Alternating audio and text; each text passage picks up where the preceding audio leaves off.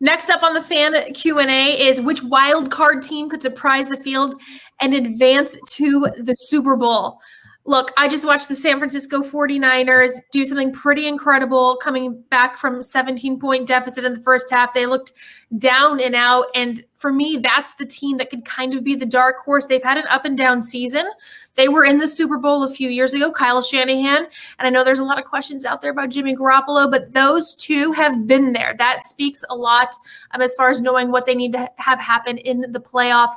And also, I think Kyle Shanahan is as smart as any head coach in game planning and scheming how to defeat whoever he's up against. I don't trust the Arizona Cardinals.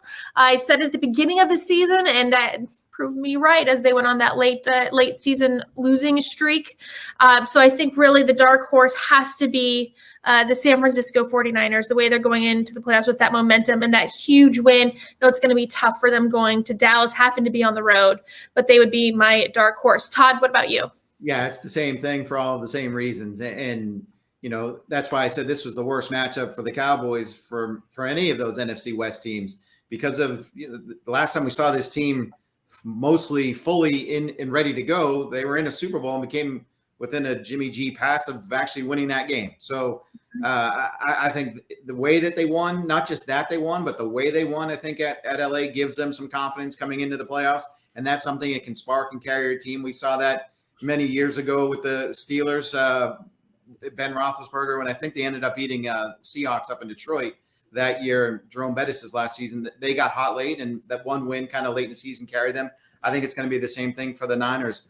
I mean, you can't make a case for the Eagles to get to the Super Bowl, right? And you can't. And we just made the case against the Cardinals. So I think the only logical one left is the Niners, and they're the team that has a lot of pieces in place to make a run, even if you got to go on the road every week. Jenna? I go with the Cardinals. I'm sorry. I go with the 49ers because, like you said, that comeback from 17-0, because we were watching that game in the press box in Tampa. It's happening at the same time that the Bucs game was against the Panthers. And when I saw them fall into that hole, I said, oh, this isn't going to be good for them.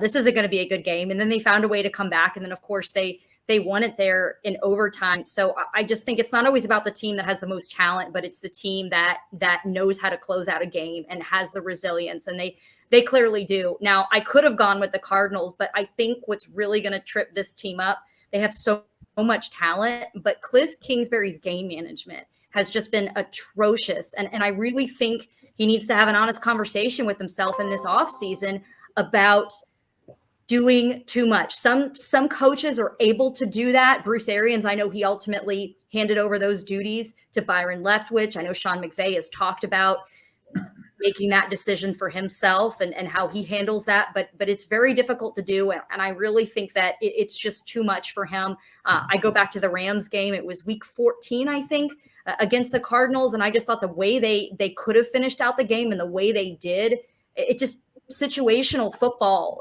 it just wasn't there. And that was really disappointing. Again, it's a really talented team. So I would have gone with them, but I've got to go with the Niners because they're winners and they know how to finish. Rob, you're bold. Are you going bold here? Or are you going with the crowd? I'm not going with the crowd. I'm going with the best quarterback of that wild card group. And to me, that's Kyler Murray. He's the most dangerous. The Packers, when they won the Super Bowl in the 2010 season, they were the 6th seed. That was the last seed in at the time. They went on the road, won at Philadelphia, won at Atlanta, won at Chicago in the championship game.